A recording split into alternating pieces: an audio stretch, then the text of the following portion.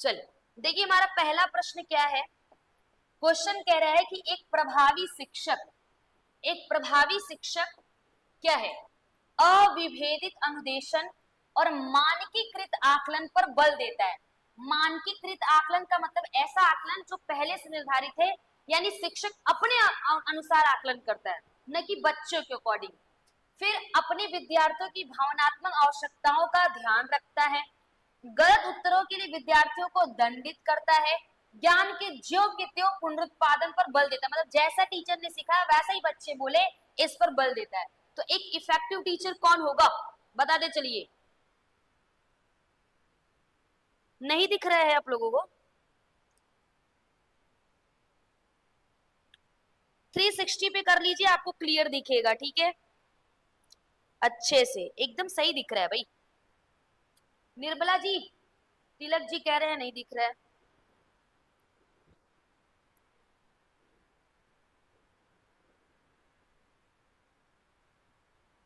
चल, अब है सभी लोगों ने सही उत्तर दिया है, क्योंकि देखिए मानवीकृत आकलन यानी focus on undifferentiated instruction and standard. मानवीकृत है ना, ये एक्चुअली ये मानकीकृत है, ये होना चाहिए। ठीक है, तो मानकीकृत आकलन तो अपने अनुसार करना, बच्चे के अनुसार नहीं, ये भी गलत हो जाएगा। गलत उत्तर के लिए बच्चों को दंड देना, ये भी गलत हो जाएगा। ज्ञान के ज्यों तो हम जैसा पढ़ाएं सेम टू सेम बच्चा वैसा बोले, ये भी गलत है। तो एक इफेक्टिव टीचर वो है कि जो अपने विद्यार्थियों की भावनात्मक आवश्यकताओं का ध्यान रखता है कि बच्चे को कब क्या किस चीज की जरूरत पड़ती है। क्लियर है? समझ में आ गया? आइए अगले प्रश्न की तरफ बढ़ते हैं। अगला प्रश्न क्या है, ध्यान से देखिएगा। क्वेश्चन क्या है? कह रहा है कि एक प्रभावी शिक्षक की विशेषता है संगठित, शिक्षक का ज्ञान, उत्साही या उपरोक्त सभी। एक प्रभावी शिक्षक की क्या विशेषता है बताएं आप लोग।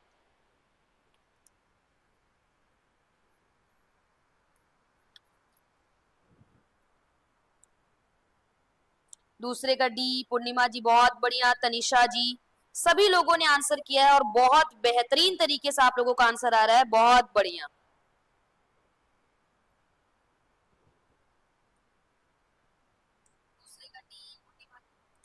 चलिए परफेक्ट परफेक्ट, बहुत बढ़िया बहुत बढ़िया। देखिए एक शिक्षक कौन होता है, सीधी सी बात है, ध्यान सुनिएगा।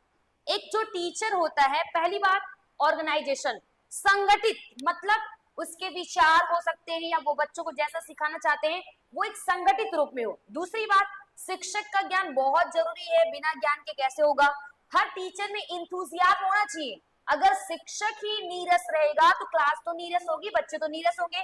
तो एज ए टीचर ये आप लोग सुन लीजिएगा, आप सब में ये सारी चीजें होनी चाहिए। जिन्होंने डी बताया एकदम करेक्ट आंसर है, बहुत बढ़िया। ललिता जी, जय श्री श्याम आपको भी। सभी लोग वीडियो को शेयर कर दीजिएगा ताकि सब तक ये क्लास पहुंच सके। अगला प्रश्न है, एक प्राथमिक विद्यालय के शिक्षक बच्चों को किस प्रकार प्रभावी समस्या निवारक यानी प्रॉब्लम सॉल्वर बनाने में मदद कर सकता है बताइएगा। हर छोटे बड़े कामों के लिए भौतिकवादी पुरस्कार, मतलब चॉकलेट, ये सब भौतिकवादी।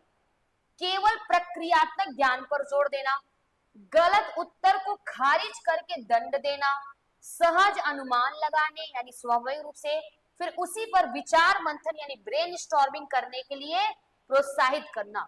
तीसरे नंबर क्वेश्चन का आंसर करें, क्या बात है। सबसे पहला आंसर आया है वीरेंद्र जी, उसके बाद जितेंद्र जी, कविता जी बहुत बढ़िया, गुंजन जी करेक्ट है, विकास जी, मनीषा जी सही है जी, दिव्या जी देखिए एकदम करेक्ट आंसर दिया है। अगर आप इसको देखिए, एक प्राथमिक विद्यालय के शिक्षक है, वो बच्चों को प्रभावी समस्या निवारक यानी हम इफेक्टिव प्रॉब्लम सॉल्वर बनाना चाहते हैं। तो अब कहिए कि उनको छोटे छोटे कामों के लिए भौतिकवादी पुरस्कार दे, नहीं। पहली बात, केवल प्रक्रियात्मक ज्ञान पर जोर देना। प्रक्रियात्मक ज्ञान मतलब जो नॉलेज उनको है, ठीक है, जो थियोरेटिकल नॉलेज है। आगे गलत उत्तर को खारिज करके दंड देना, ये भी गलत हो जाएगा। तो बेस्ट ऑप्शन क्या हो जाएगा कि सहज अनुमान लगाने, फिर उसी पर विचार मंथन करने के लिए प्रोत्साहित करना। यानी पहले बच्चा क्वेश्चन को सुने और उसका अनुमान खुद से लगाए, फिर जहां क्वेश्चन में कमी अधिकता है उस पर क्या करे बच्चा, ब्रेन स्टॉर्म करे, विचार मंथन करे। नेक्स्ट क्वेश्चन है, अगला प्रश्न है क्या, एक प्रभावी शिक्षक बनने के लिए निम्नलिखित में से क्या आवश्यक है?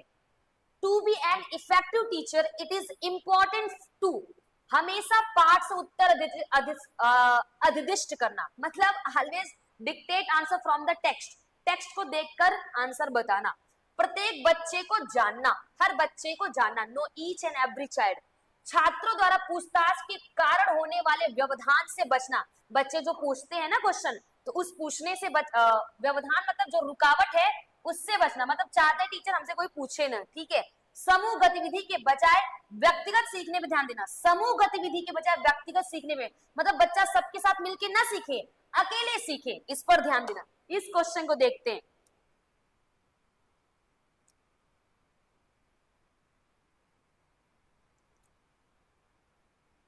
नहीं भाई 360 पे भी अच्छा दिख रहा है, 720 करने की जरूरत नहीं है, ठीक है, एकदम क्लियर कट दिख रहा है, ज्यादा डाटा नहीं जाएगा। 360 पे आपको बहुत बढ़िया तरीके से दिख रहा है। अगर जिनको नहीं दिखाई दे रहा प्लीज आप इसको कर लीजिएगा, ठीक है। चलिए, कोई यहाँ पे ऐसा नहीं है ना जो डी ऑप्शन कह रहा है, ठीक है जी, डी ऑप्शन नहीं कहना, बहुत बढ़िया। क्या हो जाएगा? हमेशा पाठ से उत्तर अधिदिष्ट करना, गलत। छात्रों द्वारा पूछताछ के कारण होने वाले व्यवधान से बचना, बिल्कुल नहीं। समूह गतिविधि के बजाय व्यक्तिगत सीखने पर ध्यान देना, नहीं, समूह गतिविधियां होनी चाहिए, भी हो जाएगा। तो सबसे बेस्ट है एक प्रभावी शिक्षक बनने के लिए आपको हर बच्चे को जानना होगा। अगर आप एक शिक्षक हैं, आप आए और अपना कंटेंट बस किसी तरह पढ़ा के चले गए, कोटा पूर्ति हो गया, तो एक प्रभावी शिक्षक के ये गुण नहीं है। प्रभावी शिक्षक वो है जो हर बच्चे को जानता है। अब हर बच्चे को जानने का मतलब ये नहीं है कि बच्चे का बैकग्राउंड क्या है, बच्चा किस घर से आता है। हर बच्चे को जानने का मतलब है कि बच्चे की क्या आवश्यकता है, बच्चे की क्या जरूरत है, बच्चे को कहाँ कठिनाई हो रही है, कहाँ पे सुधार कर सकते हैं, इस चीज की बात करें कि बच्चे को जानना। ऑप्शन भी हमारा हो जाएगा करेक्ट आंसर। तो जिन्होंने भी ऑप्शन बताया एकदम करेक्ट है। सब कुछ क्लियर है, आगे बढ़े। क्या आवश्यकता है, बच्चे की क्या जरूरत है।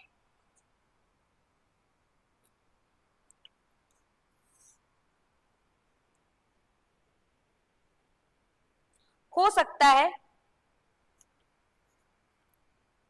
नेटवर्क थोड़ा सा इश्यू हो सकता है, बट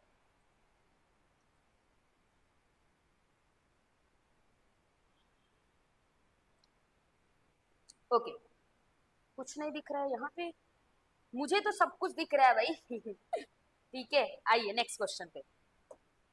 अगला प्रश्न, ये आज का सबसे महत्वपूर्ण प्रश्न है, ये आपका सबसे महत्वपूर्ण प्रश्न, देखिएगा ध्यान से। क्या कह रहा है सुनिए। जिस कक्ष में विविध पृष्ठभूमि, मतलब अलग अलग क्षमता, अलग अलग बैकग्राउंड से विद्यार्थी आते हैं, वहां एक प्रभावी शिक्षक क्या होगा? समान आर्थिक, कह रहा है यहाँ पे, क्या कह रहे हैं? समान आर्थिक पृष्ठभूमि के विद्यार्थियों का समूह बनाएगा और उन्हें एक साथ रखेगा, मतलब जिनकी आर्थिक पृष्ठभूमि एक जैसी है उनको एक साथ रखेंगे। अच्छा, वंचित पृष्ठभूमि के विद्यार्थियों को कठिन परिश्रम करने के लिए कहेगा ताकि वे अपने साथियों के बराबर पहुंच सके, मतलब सिर्फ वंचित पृष्ठभूमि के विद्यार्थियों की बात करें। समूह में व्यक्तिगत विभिन्नता को बताने के लिए उनकी सांस्कृतिक जानकारी पर ध्यान देगा, मतलब सब बच्चे की संस्कृति अलग होगी तो उनकी सांस्कृतिक जानकारी पे ध्यान देकर बताएंगे, देखो तुम्हारी संस्कृति ये है, तुम्हारी संस्कृति ये है, इसका मतलब तुम सब में क्या पाया जाता है? व्यक्तिगत विभिन्नता पाया जाता है। सांस्कृतिक जानकारी की अनदेखी करेगा और एक सर्वमान्य तरीके से अपने सभी विद्यार्थियों के साथ व्यवहार करेगा। तो क्या होगा? अन्नपूर्णा जी 5 का डी ऑप्शन? अरे कतई नहीं, डी कहां से होगा? हाँ, नेटवर्क इशू आपके साइड हो सकता है, बट यहाँ पे एकदम दौड़ रहा है भाई फाइबर से, ठीक है। डी कैसे होगा? हमने बोला कि जिस कक्ष में विविध पृष्ठभूमि से विद्यार्थी आते हैं, देखिए आपकी क्लास है, किसी बच्चे की भाषा कुछ और होगी, किसी बच्चे का आर्थिक बैकग्राउंड कुछ और होगा, किसी बच्चे का जो क्षेत्रीय मतलब संस्कृति है, रीति रिवाज अलग होगा। तो अगर ऐसे बच्चे आपकी क्लास में आते हैं तो आप एक शिक्षक को, अभी आज ही हमने पढ़ाया है बहुत सारे बाल विकास के सिद्धांत होते हैं, लेकिन सबसे महत्वपूर्ण एक शिक्षक को व्यक्तिगत विभिन्नता का सिद्धांत आना चाहिए। अगर व्यक्तिगत विभिन्नता का सिद्धांत बच्चे को नहीं आएगा तो फिर क्या करेंगे टीचर, आइए सबको एक जैसा पढ़ा के चले जाइए और सब बच्चे डाउट में ही रह जाएंगे। तो जो लोग डी ऑप्शन कह रहे हैं वो भी सुन लीजिएगा, सांस्कृतिक जानकारी अनदेखी करेगा, बिल्कुल नहीं। बच्चे का जो भी बैकग्राउंड है, बच्चा जिस भी संस्कृति से आता है, जिस भी बैकग्राउंड से आता है, उसका आपको कक्षा में सम्मान देना है, अनदेखी नहीं करना है। तुम्हारा ऑप्शन सी हो जाएगा करेक्ट आंसर, कि समूह में व्यक्ति विभिन्नता को बताने के लिए उनकी सांस्कृतिक जानकारी पर ध्यान देगा। Option C is correct answer. जिन्होंने सी बताया एकदम सही है। ठीक है रजनी जी, राधे राधे। आइए अगले प्रश्न की तरफ बढ़ते हैं। अगला प्रश्न क्या है, ये देखिए, ये बड़ा मजेदार क्वेश्चन है। क्या है, लैंगिक पूर्वाग्रह से लैंगिक रूढ़िवादिता को रोकने के लिए एक अध्यापक द्वारा कक्षा में प्रयोग की जाने वाली कौन सी विधि उचित है? उचित नहीं है, सॉरी, आपको लैंगिक रूढ़िवादिता को रोकना है, लेकिन कह रहे हैं कि कौन सा उचित नहीं है। इसका मतलब 3 उचित होगा और 1 अनुचित होगा, तो उस अनुचित का आप चुनाव करिए। लैंगिक पक्षपात को चुनौती देना हमने लिखवाया हुआ है। अगर टीचर क्या लैंगिक पक्षपात को चुनौती दे रहा है, इसका मतलब टीचर लैंगिक रूढ़िवादिता को, ये जो लड़के लड़कों में भेद किया जाता है, उनको खंडित कर रहा है, तो ये पॉजिटिव है। कक्षा में बालक बालिकाओं को अलग अलग बैठाने की व्यवस्था करना, यहाँ तो अलग किया जा रहा है। लैंगिक भेदभाव पर चर्चा करना, ऐसे उदाहरणों का प्रयोग करना जिनमें लड़के और लड़कियां गैर पारंपरिक भूमिकाओं में दिखाई देते हैं। बताइएगा बी ऑप्शन। चलिए सभी लोगों का आंसर आना स्टार्ट हो चुका है जी। पास्कल जी, पूनम जी, संतोष जी, तिकेश जी, बिल्कुल साधना जी करेक्ट है एकदम। देखिए पहली बात, इसमें बोल रहा है कौन सी उचित विधि नहीं है। देखिए लैंगिक पक्षपात को चुनौती देना, ये पॉजिटिव वर्ड है, जानते रहिएगा। लैंगिक भेदभाव पर चर्चा करना, ये भी पॉजिटिव हो जाएगा। अब इसको भी समझिए, इस लाइन को समझिए। अगर हम बोलते हैं ऐसे उदाहरणों का प्रयोग करना जिनमें लड़के और लड़कियां परंपरावादी भूमिकाओं में दिखाई देते हैं, एक स्टेटमेंट हम आपको बोल रहे हैं, सुनिएगा। आपको बताना है कि स्टेटमेंट सही है या गलत, आपको बस बोलना है कि सही है और गलत है तो गलत। सुनिएगा स्टेटमेंट क्या है, ऐसे उदाहरणों का प्रयोग करना जिनमें लड़के और लड़कियां परंपरावादी भूमिकाओं में दिखाई देते हैं। ये लाइन अगर आती है तो ये सकारात्मक होगा कि नकारात्मक होगा, मुझे आंसर करिए, बताएं आप लोग। सभी जी, रुपेश जी, गलत। सबसे पहला कविता जी ने बताया गलत, ओके। और पूनम जी ने कहा सही, negative. Shubham ji negative, Virendra ji positive, नकारात्मक। क्या बात है, जब प्रतिद्वंदी जो है, जैसे वोटिंग हो, जब जो दो दावेदार है अगर दोनों में बराबर की टक्कर हो तो भी मजा आता है जी। कुछ लोग यहाँ पे निगेटिव कह रहे हैं और कुछ लोग पॉजिटिव कह रहे हैं। अब सुनिएगा मेरी बात ध्यान से। यहाँ पे क्या लिखा हुआ है कि ऐसे उदाहरण का प्रयोग करना जिनमें लड़के और लड़कियां गैर परंपरावादी भूमिकाओं में दिखाई देते हैं। देखिए परंपरावादी भूमिकाओं की बात करते हैं कि जो रूढ़िवादिता है ना, वो परंपरा से नहीं आता है। पहले देखिए लड़कियां क्या होती थी, घूंघट में रहो, घर के अंदर हो, बाहर मत जाओ, लड़के ही बाहर निकल जाते थे, तो ये परंपरावादी में आता था। अगर परंपरावादी भूमिका में रहेंगे तब तो वो लैंगिक पूर्वाग्रह हो जाएगा ना। अब ये पॉजिटिव की, ये भी पॉजिटिव वर्ड है, ये भी पॉजिटिव वर्ड है। कैसे, इसमें बोला ना कि ऐसे उदाहरण का प्रयोग करना जिसमें लड़के लड़कियां गैर परंपरावादी, यानी जो पहले की परंपरा उसमें नहीं, गैर परंपरावादी भूमिकाओं में दिखाई देती है, ये पॉजिटिव होगा। लेकिन अगर हम परंपरा वाली भूमिकाओं में दिखाई देते हैं तो वो निगेटिव होगा, वो नकारात्मक होगा। तो अभी जो हमने स्टेटमेंट बताया उसका जो सही उत्तर है कि जो हमने लाइन बोला वो गलत हो जाएगा। तो यहाँ पे जो सबसे इसमें बोला ना कि कौन सी विधि नहीं उचित नहीं है, तो सीधा सीधा ऑप्शन बी हो जाएगा कि आप बालक और बालिकाओं को अलग बैठाने की व्यवस्था कर रहे हैं, तो आप यहाँ पे सीधा सीधा क्या कर रहे हैं, भेदभाव कर रहे हैं। ठीक है, option B is the right answer. उम्मीद करते हैं मेरी बातें समझ में आएंगी। पॉजिटिव होगा, पॉजिटिव नहीं होगा। देखिए गैर परंपरावादी है तो पॉजिटिव होगा, परंपरावादी है तो निगेटिव होगा, ध्यान रखिएगा। ठीक है, अगला प्रश्न 7 नंबर क्वेश्चन क्या कह रहा है, ध्यान देखिएगा। 7 नंबर कह रहे हैं कि प्रभावी शिक्षण निम्न में से किस पर सबसे अधिक निर्भर करता है। 4 ऑप्शन पढ़िए जल्दी से।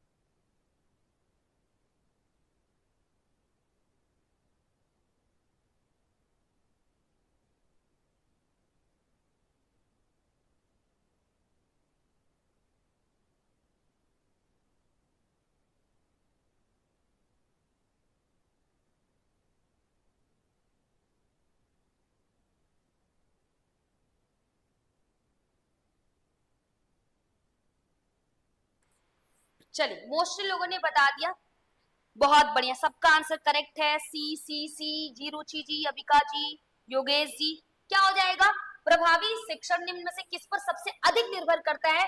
तो प्रभावी शिक्षक पर, पढ़ाने के तरीके पर, छात्र की रुचि और उनकी भागीदारी पर, शिक्षण सहायक सामग्री पर। देखिए, अगर एक बात बताएं, अगर छात्रों की रुचि और उनकी भागीदारी है, अगर बच्चा इंटरेस्ट दिखा रहा है और बच्चा पार्टिसिपेट कर रहा है, दैट मीन वो जो शिक्षक है, इसका मतलब वो जो शिक्षक है वो प्रभावी शिक्षक हुआ, तभी तो बच्चे पार्टिसिपेट कर रहे हैं।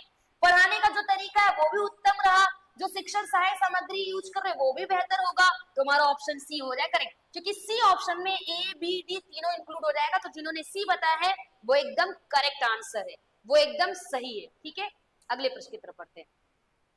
अगला क्वेश्चन क्या कह रहा है, ध्यान देखिएगा। एक शिक्षक अपनी प्राथमिक कक्षा में प्रभावी शिक्षण को कैसे बढ़ा सकता है? अपने छात्रों के बीच प्रतिस्पर्धा करके, विषय सामग्री छात्रों के जीवन से जोड़कर, अधिगम में छोटे छोटे चरणों के लिए पुरस्कार की पेशकश करना, रटने और अभ्यास। एक बात ध्यान रखिएगा, अगर आप बच्चों को पढ़ा रहे हैं, ठीक है, और पढ़ाने में क्या कर रहे हैं, हर अगर बच्चा छोटी छोटी चीजें कर रहा है, हर छोटी छोटी चीज के लिए अगर आप उसको पुरस्कार देंगे तो इससे बच्चे क्या हो जाएंगे, उनमें एक कह सकते पैटर्न बन जाएगा कि हर छोटी छोटी चीज में ही वो काम करेंगे, बड़ी चीजों की ओर अग्रसर नहीं होंगे। तो क्या होगा इसका आंसर? हेमा जी, तिकेश जी, तृप्ति जी, क्लास अच्छी लग रही हो तो आप लोग वीडियो को जरूर लाइक करके मुझे भी रेनफोर्समेंट दे सकते हैं आप लोग जी। संतोष जी, आईक्यूब जी, दुर्गा जी, बहुत बढ़िया जी। मंजुलता जी करेक्ट है। तो क्या होगा? विषय सामग्री को छात्रों के लाइफ से, जीवन से जोड़कर, ऑप्शन भी हो जाएगा। बाकी प्रतिस्पर्धा करना, प्रतिद्वंदिता करना, उनको अलग अलग ग्रुप में बांटना, दोनों में विभेद करना, ये निगेटिव हो जाएगा। रटना अभ्यास करना निगेटिव हो जाएगा। ड्रिल कार्य करना निगेटिव हो जाएगा। यांत्रिक कार्य करना निगेटिव हो जाएगा। छोटे छोटे चीजों के लिए पुरस्कार देना भी निगेटिव हो जाएगा। अगला क्वेश्चन जी,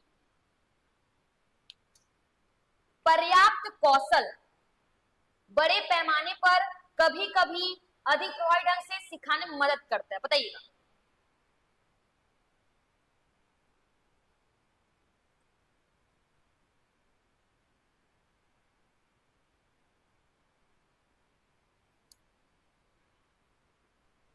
देखिए, कौशल की बात करें, यहाँ पे कौशल समझते हैं ना, स्किल, ठीक है। अगर स्किल की बात करें, अलग होता है, प्रश्नोत्तर कौशल होता है, श्यामपट्ट कौशल होता है, ठीक है, शिक्षण सहायक सामग्री कैसे प्रयोग करना है, इस सबको कौशल होता है। तो जो पर्याप्त कौशल है वो बड़े पैमाने पर सिखाने में मदद करता है? नहीं। कभी कभी सिखाने में मदद करना है? नहीं। अधिक प्रभावी ढंग से मदद करता है। ऑप्शन सी हो जाएगा करेक्ट आंसर, सभी लोगों का करेक्ट है जी। प्रियंका जी बहुत बढ़िया। चलिए अयांश जी, नेक्स्ट क्वेश्चन है क्या हमारा 11 नंबर प्रश्न। देखिए, अध्यापक छात्र के मध्य किस प्रकार संबंध, ये तो बड़ा इंपॉर्टेंट क्वेश्चन है, कितनी बार पूछा है, हर जगह हर बार पूछा है, ये बताइएगा। अध्यापक छात्र के मध्य किस प्रकार का संबंध होता है? पिता पुत्र का, अफसर व सेवक का, मित्रवत का, ग्राहक और दुकानदार का, बताइए। ठीक है, शिक्षक और छात्र के बीच कैसा रिलेशन होना चाहिए? ठीक है, मित्रवत व्यवहार रखेंगे तो बच्चा कम से कम अपनी चीजें बता तो पाएगा, अगर मित्रवत व्यवहार रखेंगे। जी विकास जी एकदम करेक्ट है। बबीता जी बहुत बढ़िया। घनश्याम जी बहुत बढ़िया जी, सही है। क्या हो जाएगा? मित्रवत, फ्रेंडली बिहेवियर होना चाहिए। शिक्षक और छात्र के बीच क्या होना चाहिए? मित्रवत। अच्छा, अगर हम आपसे एक क्वेश्चन करें कि टीचर और स्टूडेंट के बीच जो रिलेशनशिप होना चाहिए वो फ्रेंडली होना चाहिए, मित्रवत होना चाहिए, इससे क्या हो जाएगा? अगर मित्रवत व्यवहार होगा तो इससे क्या होगा? शिक्षक और छात्र के बीच जो व्यवहार है वो मित्रवत होगा, तो इससे क्या होगा बताइएगा। आप लोग अपने कमेंट बॉक्स में आंसर कर सकते हैं।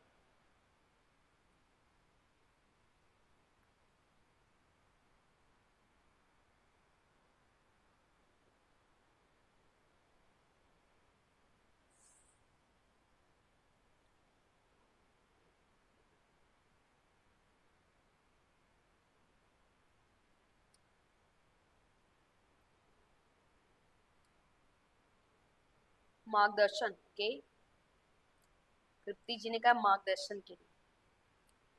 छात्र शिक्षक के पूछने में डरेंगे नहीं, हाँ बिल्कुल एकदम सही बात है। देखिए फ्रेंडली बिहेवियर रहेगा तो बच्चा सच में डरेगा नहीं, अपनी बातें बता पाएगा कि क्यों पढ़ाई में मन नहीं लगा। टीचर अगर डरा के रखे तो बच्चे क्या टीचर से बता पाएंगे नहीं। ठीक है, चल अच्छा बताया आप लोगों ने। नेक्स्ट,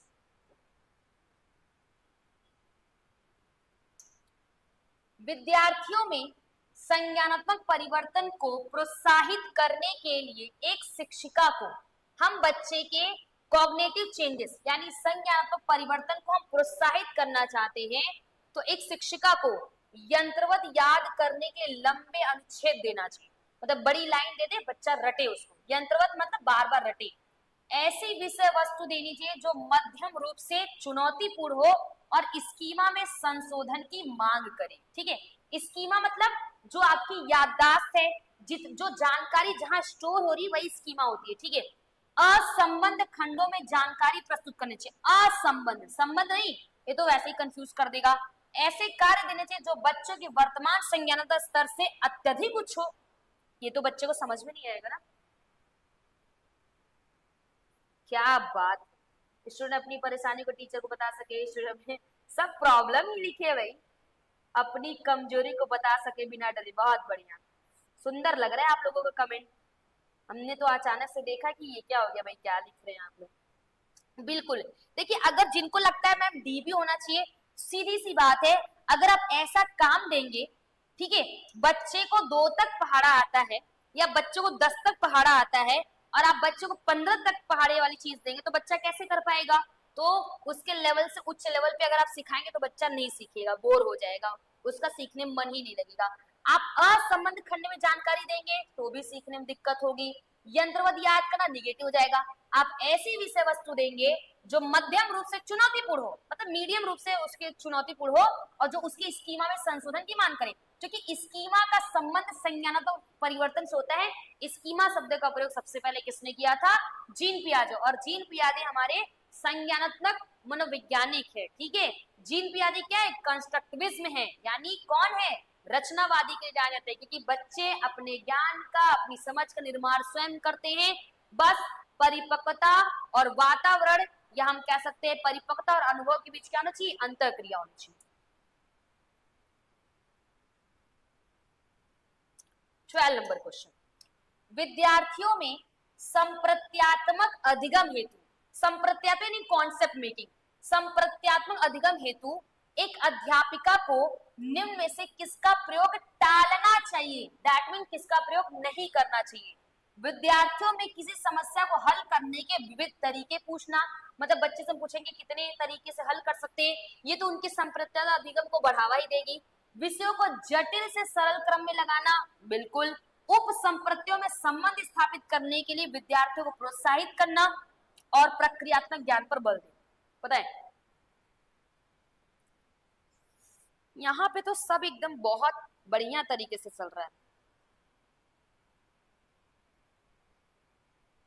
बफरिंग कर रहा है बार बार।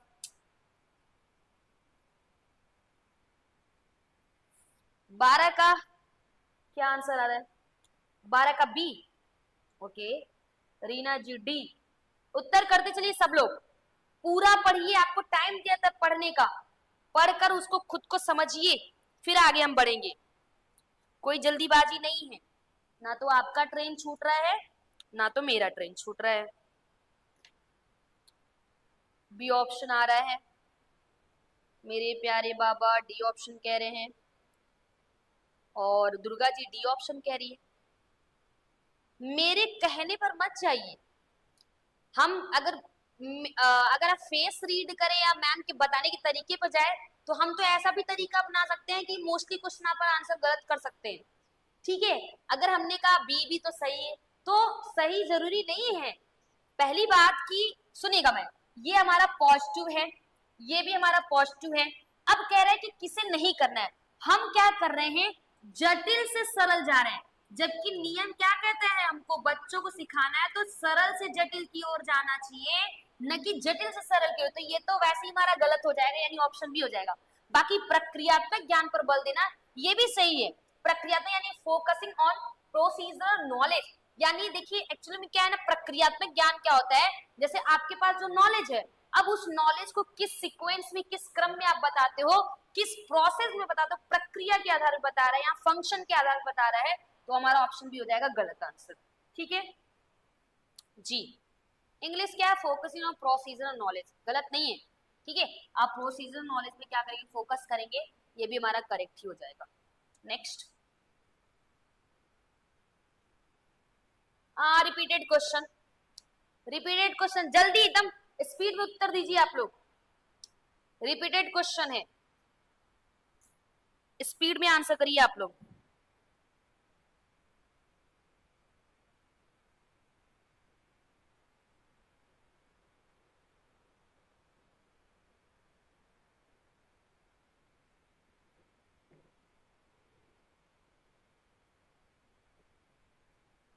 जी, क्या हो जाएगा, मित्रवत, इसका आंसर हो जाएगा क्या, मित्रवत, सही है,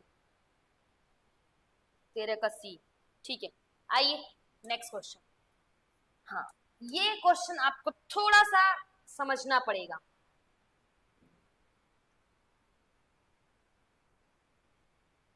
चलो देखिए, शिक्षकों द्वारा सिखाई गई अवधारणाओं को समझने में नैन्सी को औसत छात्रों की तुलना में अधिक समय लगता है। मतलब जो नॉर्मल बच्चे वो तो सीख जाते हैं, लेकिन नैन्सी को उसे सीखने में ज्यादा समय लगता है। नैन्सी के लिए शिक्षक द्वारा की गई सही कार्रवाई क्या है, नैन्सी के लिए शिक्षक क्या कर सकते हैं बताइएगा।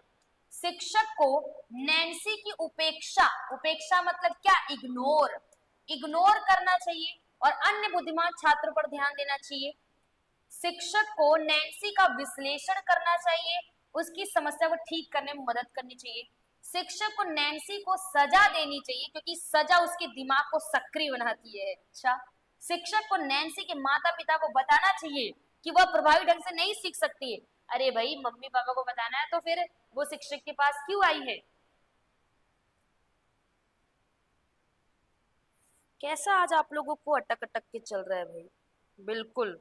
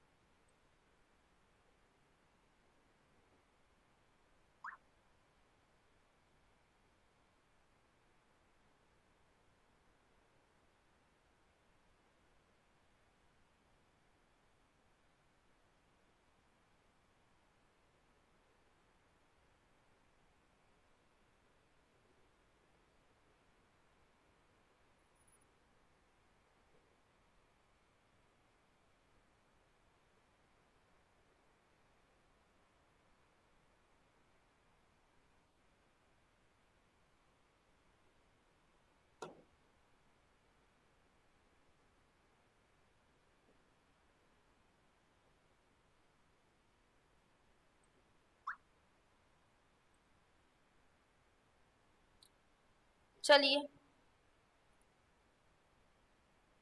अभी आप लोगों को क्लियर दिख रहा है। आज वाकई नेटवर्क इशू है।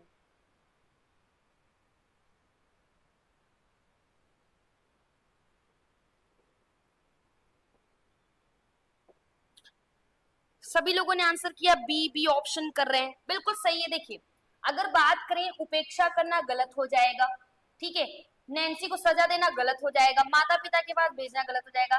शिक्षक को नैन्सी का विश्लेषण करना, विश्लेषण मतलब नैन्सी के साथ ऐसा क्यों है इसका पता लगाना। विश्लेषण का मतलब ही यहाँ पे है हम नैन्सी का निदान और साथ में उसका क्या करेंगे, उपचार करेंगे। तो ऑप्शन बी हो जाएगा करेक्ट आंसर, ऑप्शन बी हो जाएगा करेक्ट आंसर।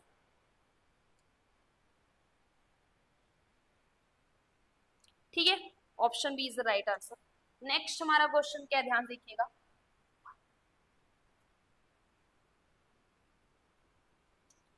कह रहा है, शिक्षक छात्र के बीच स्वस्थ संबंधों को बढ़ावा देने के लिए निम्नलिखित में से कौन सी चुनौती नहीं है। शिक्षक और छात्र के बीच हम एक अच्छा संबंध बनाना चाहते हैं, तो उसको बढ़ावा देने के लिए कौन सा चुनौती नहीं है। मतलब एक, 3 चुनौती और एक चुनौती नहीं है। परस्पर आदर, प्रभावी संचार और प्रतिक्रिया, लक्ष्यों के प्रति साझा जिम्मेदारी और आपसी प्रतिबद्धता, रिश्ते में असुरक्षा की भावना। 50 नंबर क्वेश्चन का आंसर करिए।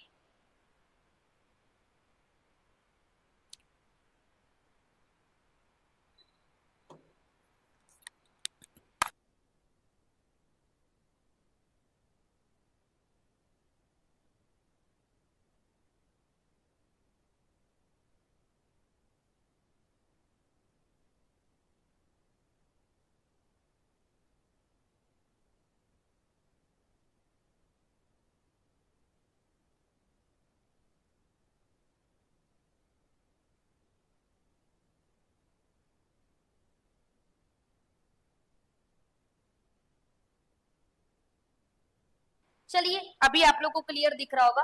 तो क्या उत्तर होगा भाई? सभी लोगों ने डी बताया, एकदम करेक्ट आंसर है। क्या है? रिश्तों में असुरक्षा की भावना। देखिए असुरक्षा की भावना इसमें बोल रहा है ना, शिक्षक छात्र में स्वस्थ संबंधों को बढ़ावा देने के लिए इनमें से कौन सी चुनौती नहीं है? देखिए परस्पर आदर, प्रभावी संचार, प्रतिक्रिया ये है, लेकिन रिश्तों में असुरक्षा की भावना ये आपका गलत हो जाएगा। ठीक है, ऑप्शन डी बिल्कुल सभी लोगों का आंसर करेक्ट है। नेक्स्ट क्वेश्चन की तरफ बढ़ते हैं, अगले प्रश्न को ध्यान से देखिएगा।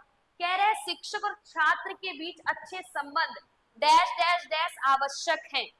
अधिगम को आसान बनाने के लिए, अनुशासन बनाए रखने के लिए, कक्षा के वातावरण को सामंजस्यपूर्ण बनाने के लिए, या ऑप्शन डी हो जाएगा?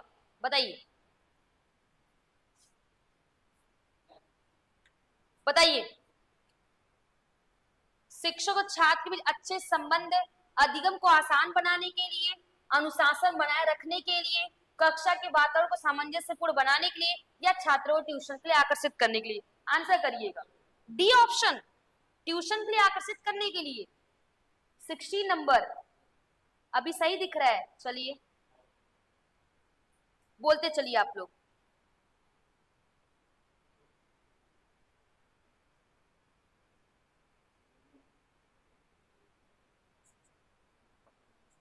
सिक्सटीन का सी, शिक्षक और छात्र के बीच अच्छे संबंध। देखिए अधिगम को आसान बनाने के लिए नहीं भाई, शिक्षक और छात्र में अच्छे संबंध किस पे डिपेंड करते हैं? बताएं आप लोग। चलिए सब लोगों ने बता दिया। देखिए इसका जी मोस्टली लोगों का आंसर अभी सही आ रहा है। कक्षा के वातावरण को सामंजस्यपूर्ण बनाने के लिए शिक्षक छात्र में अच्छे संबंध, कक्षा के वातावरण को सामंजस्यपूर्ण, जहां टीचर में कमी, जहां बच्चे में तो कभी कमी नहीं होगी जानते रहेगा, तो टीचर और स्टूडेंट के बीच अगर एक फ्रेंडली वार्तालाप होगी तो एक सामंजस्यपूर्ण वातावरण बनेगा। बाकी अधिगम को सरल आसान बनाने के लिए नहीं, अनुशासन बनाए रखने के लिए, ट्यूशन के लिए नहीं होगा। ऑप्शन सी हो जाएगा करेक्ट आंसर। सभी लोगों ने सही बताया। ठीक है चलिए, बफरी हो रहा है तो भाई कर लीजिए क्लास आज, यहाँ तो सब सही है। अगला प्रश्न है अस्तित्ववाद। ये देखिए आपके लिए न्यू क्वेश्चन है, ये क्वेश्चन आपके लिए न्यू है, जरा ध्यान से समझिएगा इसको। ठीक है, अस्तित्ववाद एक शिक्षक और छात्र के बीच पालन करते हैं। मतलब अस्तित्ववाद एक शिक्षक और छात्र के बीच कैसा रिलेशन बताता है? मतलब एक शिक्षक और छात्र के बीच क्या होता है? मैं और तू, मतलब मैं शिक्षक और तू छात्र है, या 1 to 1 एक दूसरे, या दोनों उपयुक्त में से कोई नहीं। देखिए अस्तित्ववाद क्या मानता है? अस्तित्ववाद अगर हम हैं सामने, मेरा अस्तित्व है तभी मानेगा, अदरवाइज नहीं। सी ऑप्शन, मुझे ही लगा था कि आप लोग सी ऑप्शन की तरफ जाएंगे। चलिए बता दीजिए भाई सब लोग।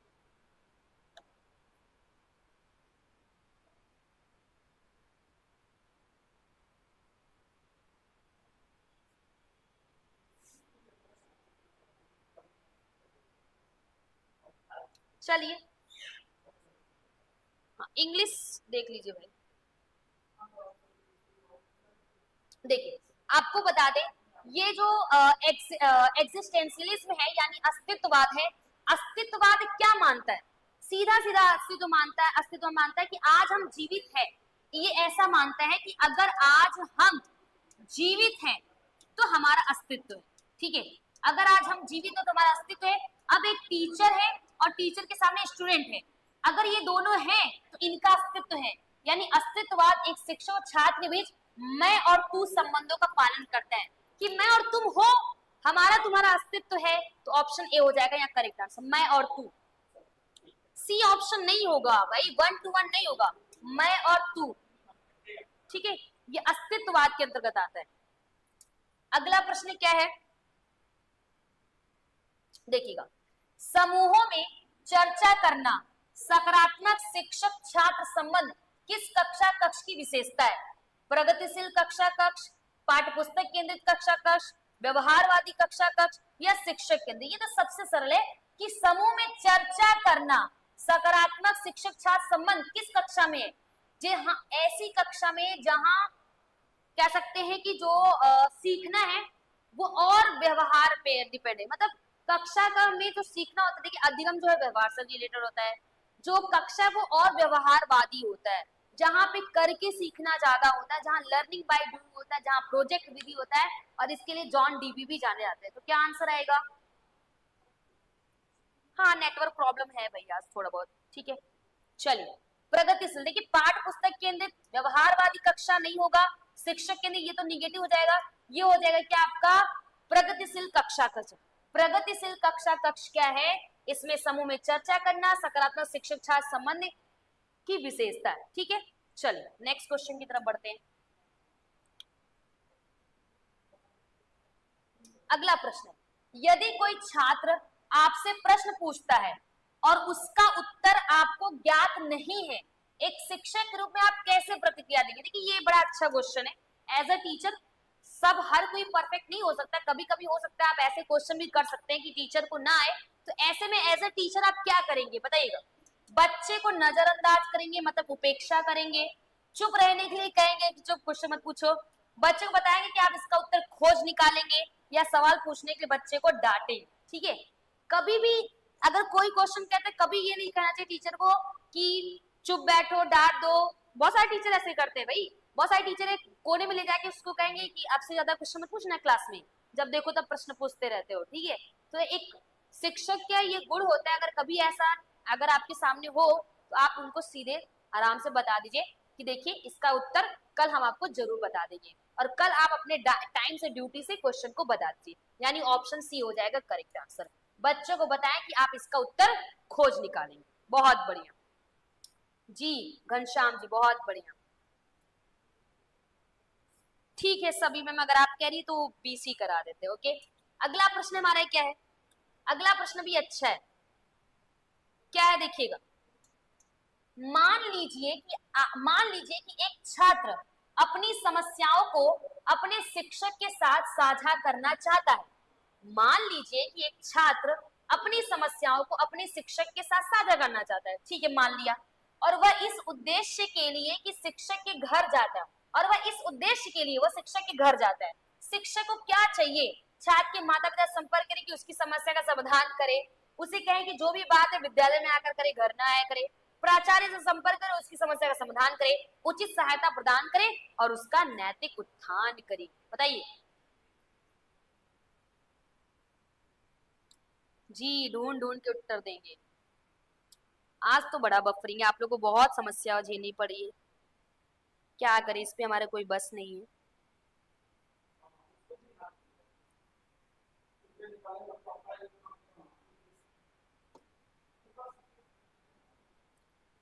जी 20 का डी। चलिए निर्मला जी, सभी लोगों का आंसर आना स्टार्ट हो गया। देखिए इसमें क्या करेंगे भाई, पहली बात, अगर एक छात्र आप समस्याओं को अपने शिक्षक के साथ साझा करना चाहता है और इसके लिए वो घर जाता है, तो अब छात्र के माता पिता से संपर्क करें और उसकी समस्या समाधान करें, ऐसा नहीं है। आपके पास आया हुआ है बच्चा, उसे कहेंगे जो भी बात है विद्यालय में करे, घर पे ना आया करे, ये भी नहीं कहेंगे। प्राचार्य संपर्क करें, उसकी समस्या समाधान करें, ये भी नहीं करेंगे। उचित सहायता प्रदान करेंगे। अब आपके पास अगर कोई मदद करने आया है और वो तो आपका स्टूडेंट, आपका बच्चा है, तो आप उसकी तुरंत सहायता करेंगे और उसका नैतिक उत्थान भी करेंगे, यानी ऑप्शन डी हो जाएगा करेक्ट आंसर, यानी प्रोवाइड प्रॉपर हेल्प एंड कह सकते हैं अपलिफ्ट हिम मोरली। ठीक है, क्लियर हो गया? चलिए ओके, तो ये रही आज की क्लास। आप लोगों को आज थोड़ा सा बफरिंग मतलब